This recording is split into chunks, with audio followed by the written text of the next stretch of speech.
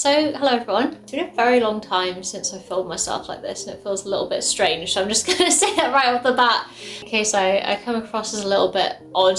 So, first of all, this is where I keep my CDs. It's a very beautiful cabinet that used to be my grandma's.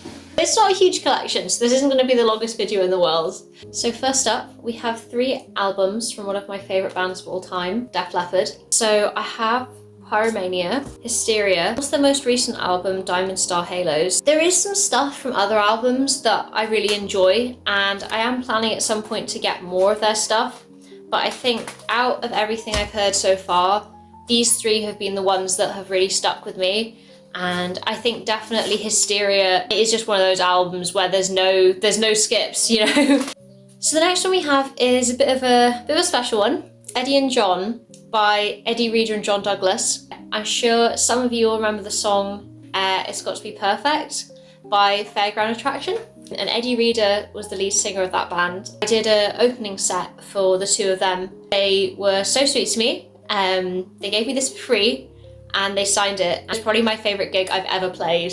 Just absolutely lovely, and this is a really beautiful album. Such nice, you know, kind of acoustic folk, but very, very interesting. I haven't listened to a huge amount of folk previously, though some people have called my music folk. Folk isn't a genre that I would say I know a lot about, which is kind of interesting because a lot of the music I like, as you will see, is quite far away from the music I make. I really enjoyed listening to this, and it's just it's got a very peaceful kind of soft warmth to it. Thank you, Eddie and John. I'm sure you're not watching this, but it was an honour to open for you guys, and I think it's a very beautiful album that you've created, and I'm very honoured to have a copy of it. So next up, we got a little compilation, Best of the Doors. I can remember listening to this album. My brother had it on his MP3 player when I was a kid. And then we have 2 albums from a band called Ghost, which I'm sure many people will have heard of. Great band. Haven't listened to any of their more recent stuff actually. I need to check that out. I've heard Jesus He Knows Me, the cover they did of that was, yeah, loved that. Just a great band. I think as well their music has something of that kind of 80s rock metal sound to it, and like obviously the costumes, the glam. I'm big into 80s music, so I think that's part of the appeal for me. I love the fact that they both make music and they also have all this backstory to it. And then we have what should be in any good music collection, Led Zeppelin. Got 1, 2 and 4. I haven't got 3, although I am planning to add to the collection, but these, again, Led Zeppelin, massive part of my childhood. What is this? I don't really need to say anything else. It's Led Zeppelin, you're gonna have it. And then My Chemical Romance. They were my favourite band as a teenager. I was lucky enough actually to see them live 4 years ago when they came to Cardiff in 2022, and it was one of the best nights of my entire life, and I cried. This was the first CD that I got myself. I was gonna say I bought myself, but that would actually be incorrect because my grandma actually bought this for me, my nanny. Yeah, I'd seen some stuff about them online, on Instagram. Not that I should have been on Instagram at 13, though that's a whole other kind of kettle of fish. I don't think any 13-year-old should be on Instagram, and I definitely should not have been. But yeah, I remember we bought this, and I plugged my headphones into her CD player because I thought it was the kind of music she probably wanted to listen to. So I sat there while she watched the TV and I listened to this album and was mind blown. And the other 2, again, great albums. Danger Days is very, I always listen to Danger Days in the summer. I don't know why, it's sort of like a summer album, kind of the heat of summer when it comes to this album. Now these are 2 I haven't listened to for a long time. Nothing But Thieves. Great band. The first album is maybe still my favourite actually. I really enjoy Broken Machine, but there's something about this first one. It has this this feeling of almost being lost somewhere. It takes you to another place, which I think is something that a good album does. Another band I was obsessed with when I was 13, Panic at the Disco. Fever You Can't Sweat Out is probably my favourite album, but I do really like Vices and Virtues, and I want to get Pretty Odd. The more recent stuff isn't really my thing. I used to listen to all of them, I think, when I was a teenager. I think because I was also just generally really obsessed with them as a band. But I think when I got a little bit older and my music taste changed a bit, I'm not so keen on those later albums, but these two and Pretty Odd still really enjoy.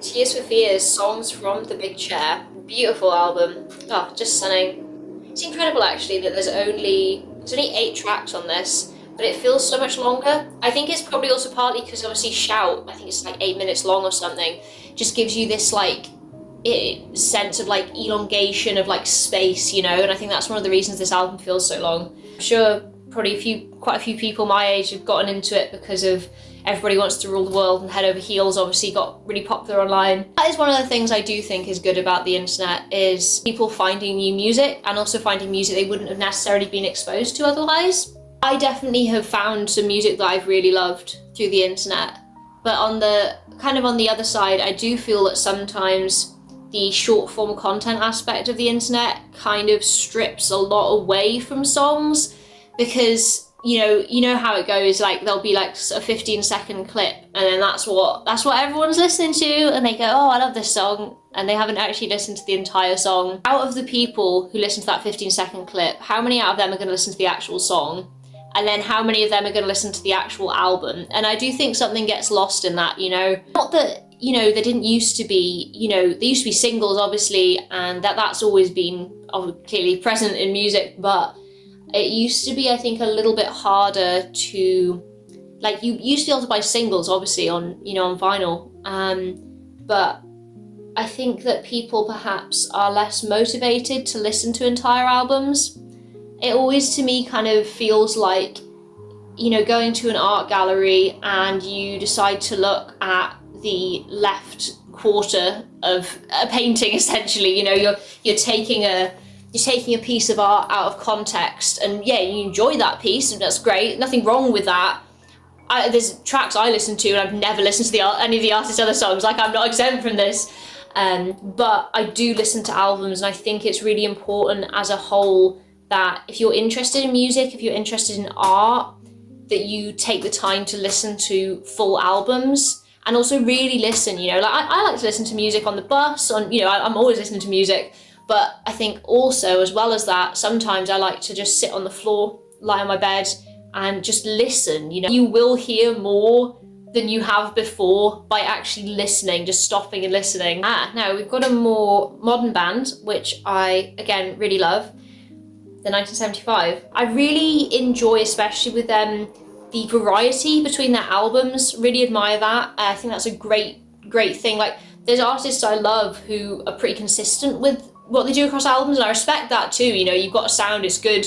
If it ain't broke, don't fix it. But I do really love as well when an artist like them changes what they do so much across all of their albums. I just realised I forgot one. I also have Being Funny in a Foreign Language. These are all really good albums. I honestly don't think I could pick a favourite. I don't have Notes on a Conditional Form in CD, but I do actually have it on cassette. I do have a few cassettes. I don't have enough to do a tour of them yet. That will come at some point. So I technically have all of them, but I would like to get Notes on a Conditional Form on CD, just obviously for the higher quality. Then I've also got a Jeff Beck collection. Haven't actually listened to all of this yet. Got that to look forward to at some point. Okay, this is a random one. I loved this as a kid. It's like fairy music. This was my jam when I was a kid. And I found it when I was sorting through some of my old stuff in my parents' house, and I had to keep it. After Dawn by The Weeknd, 2022. Just incredible concept album, incredible, really takes you to another place. It's just such a fascinating sounding album as well, just the physical sounds of it are fascinating. I've always liked The Weeknd. Again, I think my brother got me into him actually during Starboy, and I like some of that album, but this one, Dawn FM, is definitely my favourite so far. Smith's Queen is Dead. Hey, we are getting to the end, and the last two I have are both actually soundtracks. Twin Peaks soundtrack, some gorgeous music on here. Incredible show as well. I'm a big Lynch fan. Vangelis, Blade Runner. Wow, I mean, what can I say really? I think my words would fail. I love the film.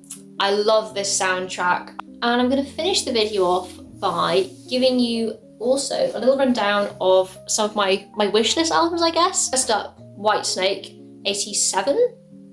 I'm scared now. I'm scared I've said that wrong. Sade, oh, I can't remember what the name of it is. It's like a best of. Also Miles Davis. I don't have a specific album in mind, but some Miles Davis. I've kind of been getting a bit more into my jazz. Thank you to my partner for introducing me to a lot of that. I also want to get, if everybody's doing it, why can't we? Is that what it's called, by the Cranberries? Sorry guys, I'm a bad musician. I don't know anything about music. But yeah, by the Cranberries. I've been learning Linger on guitar, and wow, what a song that is. So really want to get that whole album and listen to that. I would like to get some more 90s, 2000s music, because I'm really kind of into like music from, I'd say maybe like 60s to 90s, like that kind of gap. I've got a lot there. But then I've kind of got a gap then between like the 90s and maybe 2010. So it's maybe because then that was the music that I was listening to growing up. So if you've got any recommendations for like 90s, 2000s albums, please leave them down below. Really appreciate that. Thank you so much for watching this. Hope you are having a lovely, peaceful day. I'll see you next time.